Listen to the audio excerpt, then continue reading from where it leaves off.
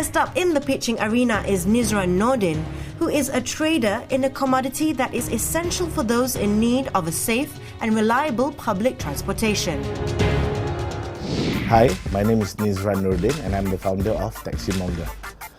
Monger provides review and booking of taxis online, of which we are actually positioning Monger as a taxi call center that runs on the cloud.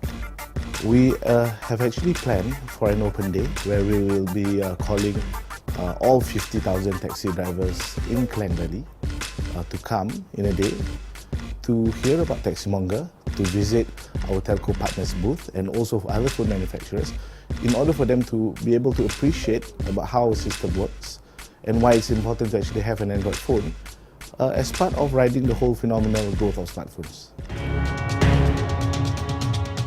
I'm feeling very excited, very grateful that I made it to season 2 of Make The Pitch, and I would like to thank MyEG for the wildcard entry was given to Monger.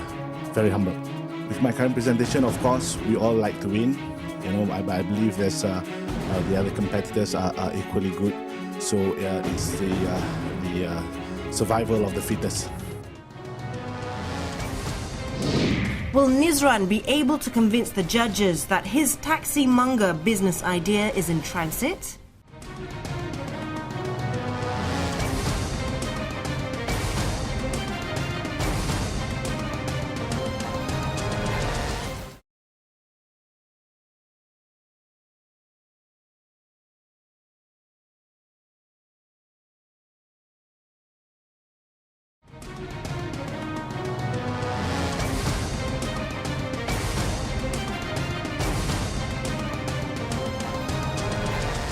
Hello and welcome back to the program. I'm Aisha Sinclair and you're watching MyEG Make The Pitch in collaboration with Easy by RHB. Now, before the commercial break, we saw a short profile clip on Nizran Nordin with his idea Monger, which allows travellers to travel at the click of a button. Let's see if the judges will agree that his idea is in transit. We saw a profile clip of Nizran Nordin, founder of Monger, who hopes to expand his transportation service to other satellite cities in Malaysia, including other capital cities in Southeast Asia.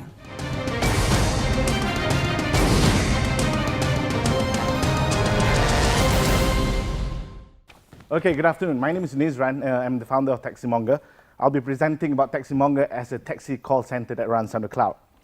So what problems are we trying to solve?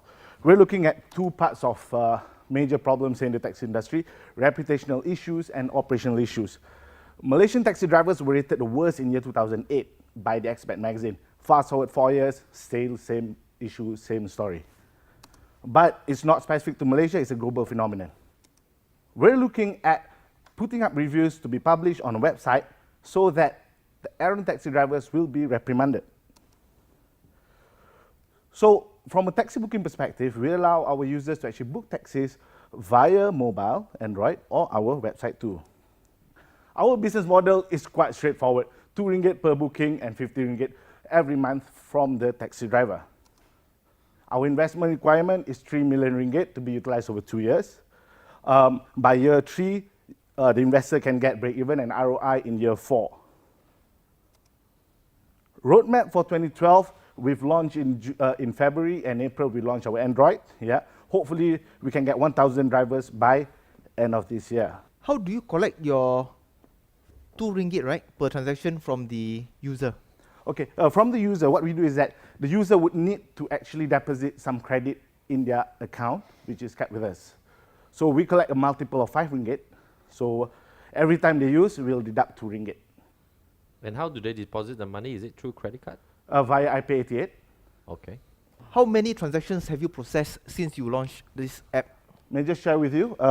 We have processed 56 transactions since we launched this app on April 6. This is a bookings list retrieved from our server. We have 941 users since we launched on April 6, and we have 46 drivers with us. All details printed out for the judges too. So they get their calls for transportation through their smartphone? Yeah, through their smartphones. The taxi drivers must have their own smartphones.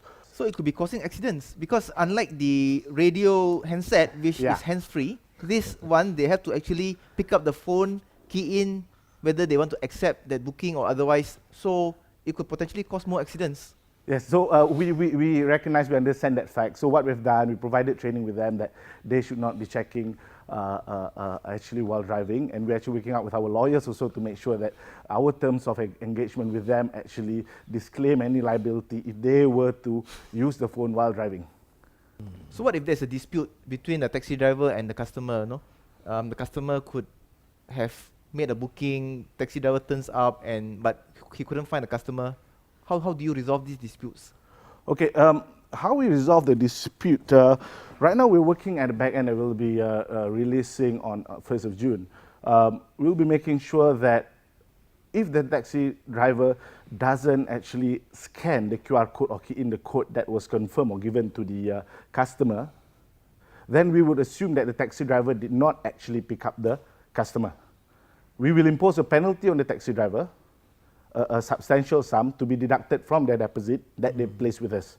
Yeah, and for the taxi customers, it is their obligation to actually pass on or display the QR code and also or the normal code that we actually give them upon confirmation, so that the whole transaction would be deemed to be completed. How much are you looking for, and what is the purpose? And Yeah, what I'm does the looking at 3 investor get million. for it? I'm looking at 3 million ringgit.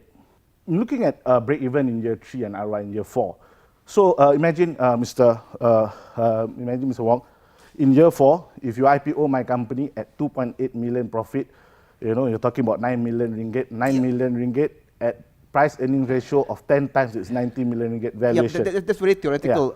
What are you using the 3 million ringgit for? Okay, I've actually briefly summarized it into buying smartphones to jumpstart in each subsidize the- respective regional countries. So you provide the taxi drivers with a smartphone. Yeah, so what we're looking at actually expanding regionally. Running this app that runs on the cloud. Can I just check with you, because you just started in the local market, and for your funding, you're looking at regional expansion. Why not focus on the local market first, get a bit more traction going before going regional? Isn't it a little bit early? Yeah, okay, that is definitely one of our focus for this year. Okay. And I think this, because the before I expand, because the technology it can be easily duplicated. So we want to make sure that we can sell this like as a cloud service fast to the region. Yeah, develop the market here so that our maiden investor will reap and enjoy the benefit with us to be able to enjoy the value of the market that we have developed in Southeast Asia. And actually, what we're doing with the Malaysian market on focus is that we're going to organize an open day with Malaysia's largest and fastest telco provider in June to invite all 36,000 taxi drivers in Klang Valley to actually sign up and listen to what services that we have to offer. The technology can be easily replicated. So what's to prevent the taxi companies themselves from providing such a service to their taxi drivers? Okay, that's actually a good point, Tias. One of the research findings in SPAT was that people, when tourists or travelers actually in Malaysia don't know which numbers to call.